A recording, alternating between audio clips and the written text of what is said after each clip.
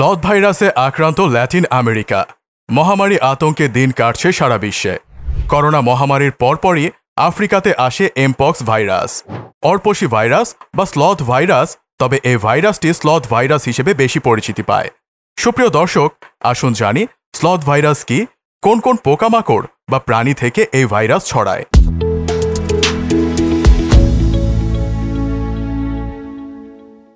Sloth হল জেনারথ্রান স্তন্যপায়ী প্রাণীদের একটি নিওট্রপিক্যাল গ্রুপ, যা সাব অর্ডার ফেলিভোরা গঠন করে, যার মধ্যে বিদ্যমান আর্বোরিয়াল ট্রি স্লথ এবং বিলুপ্ত স্থলজ স্থল স্লথ রয়েছে।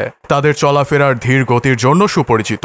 ট্রি স্লথরা তাদের জীবনের বেশিরভাগ সময় দক্ষিণ আমেরিকা এবং মধ্য আমেরিকার গ্রীষ্মমণ্ডলীয় রেইন ফরেস্টের গাছে উল্টো ঝুলে কাটায়। বর্তমান সময়ে এমপক্স ভাইরাসের পরপরই ল্যাটিন আমেরিকায় প্রাণঘাতী হয়ে উঠেছে স্লথ ভাইরাস।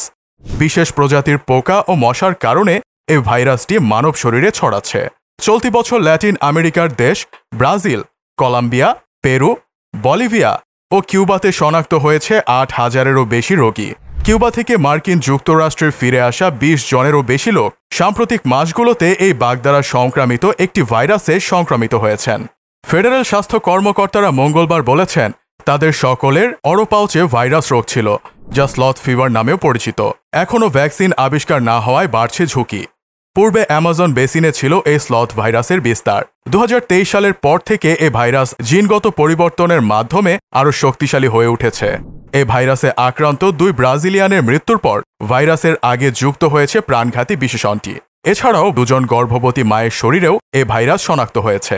এই ভাইরাসের কারণে তাদের গর্ভের সন্তান গর্ভেই মারা গিয়েছে। এছাড়াও কিউবায় ১০টি প্রদেশে দেখা দিয়েছে স্লথ ভাইরাস। খুব দ্রুতই ছড়াচ্ছে এ ভাইরাস। যত দিন যাচ্ছে স্লথ ভাইরাস কিউবাতে ভয়াবহ রূপ ধারণ করছে। প্রধানত কিউলিক্স প্যারানেসিস প্রজাতির পোকার কামড়ে ছড়ায় স্লথ ভাইরাস। এছাড়া কিউলিক্স কুইনিয়াম ওক্লোরোটেটা সেরাইটিস প্রজাতির মশার কামড়ে মানবদেহে সংক্রামিত হয় স্লথ ভাইরাস। সিডিসি এর মতে ভাইরাসটি মশা এবং অমানব মেরুদণ্ডী হোস্ট যেমন পাখি, ইঁদুর এবং স্লথের মধ্যে বনাঞ্চলে সংক্রামিত হয়, যেখান থেকে এর ডাকনামটি এসেছে। মানুষ তখন এই এলাকা পরিদর্শন করার সময় সংক্রামিত হয় এবং শহুরে পরিবেশে ভাইরাসের সাথে পরিচয় করিয়ে দিতে পারে। তবে মানুষ থেকে মানুষে ছড়ায় না এই ভাইরাসটি। ডেঙ্গু, চিকুনগুনিয়া, জিকা ভাইরাস বা ম্যালেরিয়া রোগের উপসর্গের সাথে মিল রয়েছে স্লথ ভাইরাসের। মানুষের শরীরে আক্রান্তের সাথে সাথেই খুব দ্রুতই ছড়িয়ে পড়ে মস্তিষ্ক ও লিভারে, ব্যাপক ক্ষতি সাধন করে।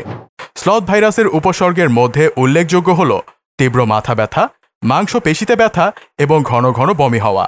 স্লথ ভাইরাসের হাত থেকে রক্ষা পেতে এখন পর্যন্ত কোনো ভ্যাকসিন আবিষ্কৃত হয়নি। গবেষকরা বলছেন এই ভাইরাসটি নিয়ে আরও ব্যাপক গবেষণা করার প্রয়োজন রয়েছে। তবে দ্রুত ভ্যাকসিন তৈরি করতে না পারলে বাড়বে মৃত্যুর সংখ্যা। সিডিসি অনুসারে ওরোপাউচের চিকিৎসার জন্য প্রতিরোধের জন্য কোনো ভ্যাকসিন বা ঔষধ নেই। নিজেকে রক্ষা করার সর্বোত্তম উপায় হল বাঘ কামড় এড়ানো। আপনি পোকামাকড় নিরোধক ব্যবহার করে, জানালা এবং দরজার পর্দা ব্যবহার করে এবং বাঘগুলি দূরে রাখতে বাইরের ফ্যান ব্যবহার করে এটি করতে পারেন। সিডিসি এছাড়াও সুপারিশ করেছে যে গর্ভবতীরা কিউবা এবং ব্রাজিল সহ সংক্রমণের এলাকায় অপ্রয়োজনীয় ভ্রমণ এড়িয়ে চলতে।